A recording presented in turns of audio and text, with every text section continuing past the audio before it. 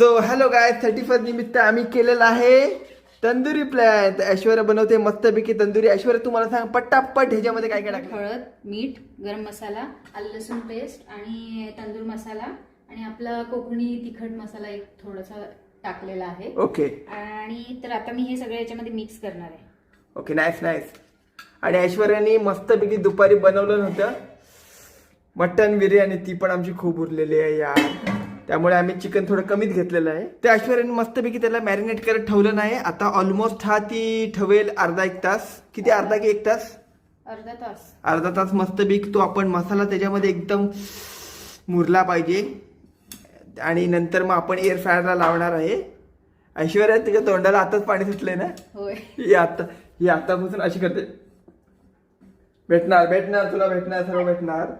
तर मॅरिनेट केलेलं चिकन आता एअर फ्रायर मध्ये आपण आता लावणार आहोत.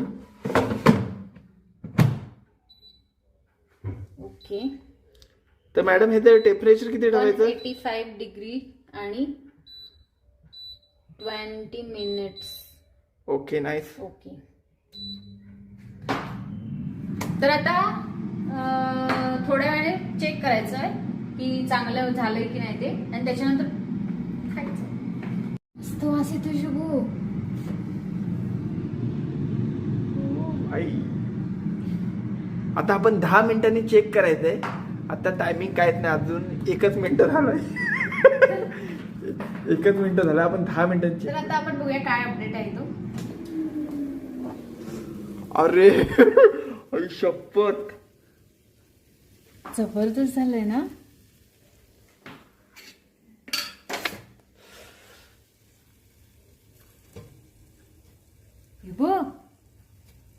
अरे यार मस्त झालंय.